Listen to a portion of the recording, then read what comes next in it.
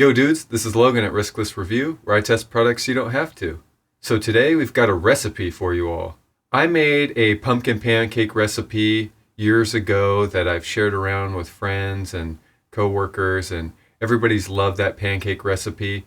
I really made it because I ate pumpkin pancakes from IHOP, and I really wanted to make them at home, maybe even better than those. And so I looked at a bunch of different recipes and combined a bunch and finally came up with a recipe that was the king pumpkin pancake recipe. And so that was great for years. Loved making it. But recently, last year, I set a goal of 300 days vegetarian, and I hit that goal last year. So this year, I set a goal of 300 days vegan. And so the recipe had eggs in it and oil and some other things that I'm trying to get removed from my diet as well. And so I wanted to take that old recipe and update it into a new vegan-friendly version. One cool tip I saw from Rainbow Plant Live's YouTube was that instead of making a pancake one at a time, you could make them in a sheet. That way they're all done at once and everybody can eat it at the same time. So I'm going to take my pumpkin pancake recipe that I've had for years, update it to a vegan style, and then make it in a sheet version to see if that's going to be the best method moving forward.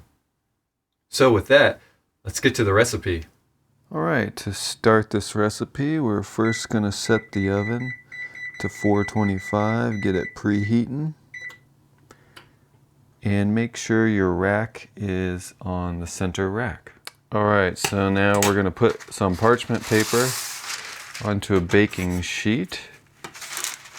That way everything's ready when we actually get things put together. All right, so we're gonna get our milk going. So we're gonna take some cashew milk here. Chose cashew this time because it's lower in calorie. So that's always makes these a little easier. All right, so now we have to put lemon juice into the milk to get it curdling. And then just give it a good squeeze. You can see it's already starting to curdle. I just do one good strong squeeze. You could measure this out as listed in the recipe, but you know, it's good enough. All right, so now we're gonna start by mixing together all of our dry ingredients. So I'm gonna start here with the almond flour. All right, so now we're gonna use the all-purpose flour. All right, so now we're gonna get our baking powder. Again, this is not weight measurement. So, you know, it's just going to be good enough. A little more, doesn't really matter. So here I have just a simple pumpkin spice mix. You could do your own mix of clove, nutmeg, cinnamon, ginger. I find it's easier to, instead of having 4 bottles that's going to expire, to just have one thing. So do a rough 1 teaspoon. So now we're going to take some iodized salt. Doesn't have to be iodized, can be kind of any type of salt. Just going to do about a 1/4 teaspoon. Again, doesn't need to be too perfect here. Just trying to get a little salt in there.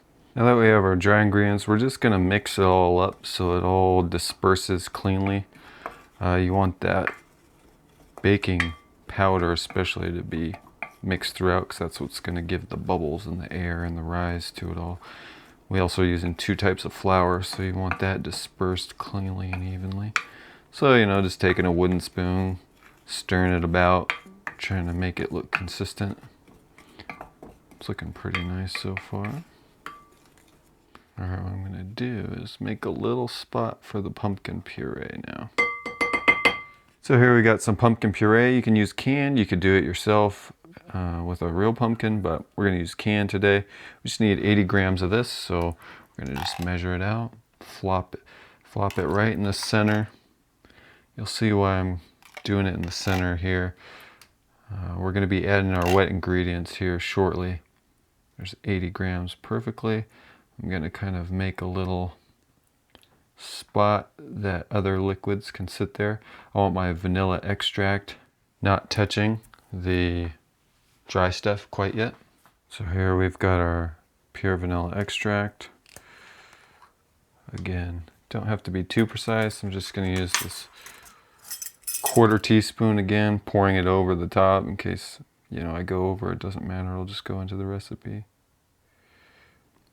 Put that right into that hole. All right, so now for the agave, we're gonna do 40 milliliters.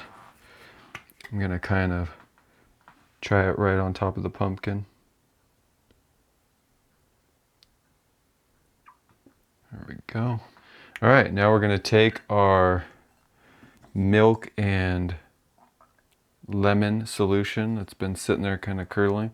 We're gonna pour it in.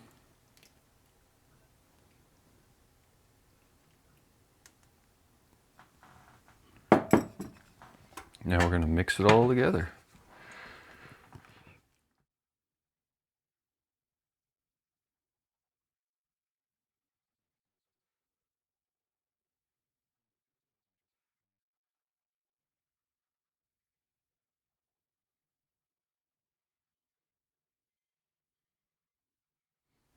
Okay, now we're gonna let this sit for a second.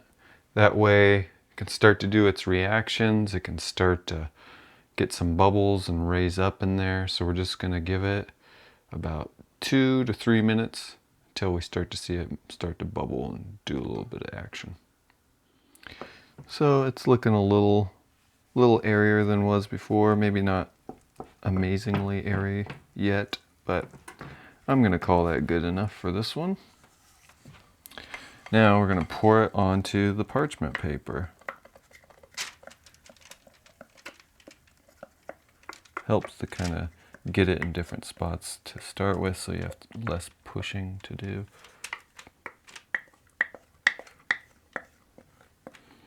I tell you, this is already smelling really good, so if it tastes as good as it smells, we'll be in luck.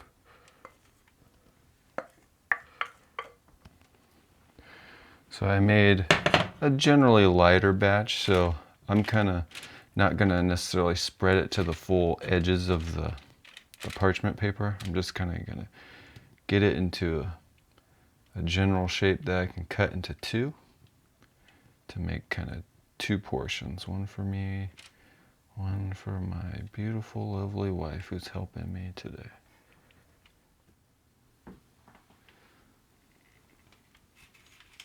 All right, now that we've got that on the sheet, we're gonna put it on the center rack. 8 minutes, and then we're going to rotate the sheet after 8 minutes. You can see it's rising already, so we're getting some good action on it. So we'll put it on for the remaining 7 minutes. You can see some light browning on the top. So that looks good. Pumpkin, sometimes it's hard to tell the cook, but you can see the little oven mark, so we're good. Now we're gonna set a timer for 5 minutes to let it cool before we do any slicing. And it smells amazing. So you can see we did a 2-person portion, so it doesn't fill up the whole sheet. So here we have double recipe. Same amount of time, 15 minutes in the oven, just double all the ingredients. Gives you a full sheet pan, which ends up being about 1,500 calories for the whole thing. Okay, it's been 5 minutes, so now we're gonna cut it in half. That way it's easy for us both to know our portions for entry into our MyFitnessPal calorie tracking. And again, if you do a double portion on the full sheet, it'll rise up more because instead of spreading out, it's gonna rise up. So these will be a little flatter than if you did a full set. But again, we don't want leftovers here, so we did a small batch and they don't rise as much. Look at that, it looks delicious. No oil needed, just parchment paper. Delicious, delicious ingredients. So here we go again, cooking it in a half sheet like we did. It's going to be a little less fluffy, but you can still see there's a lot of good fluff in there. And again, this is a much better way of cooking pancakes if you got a lot of people eating, or you just want it all done at once so you're not sitting around flipping and waiting for other pancakes to get cold while you're getting the whole stack done. So now I'm just going to take a little agave. Just spread some delicious agave on there as a topping. You could use maple syrup or any sweetener you wished. I love agave syrup though, so that's what I'm going to do today. And there you have it. Vegan pancakes cooked in sheet form so everybody can eat at once and enjoy the spicy delights that are the pumpkin pancake.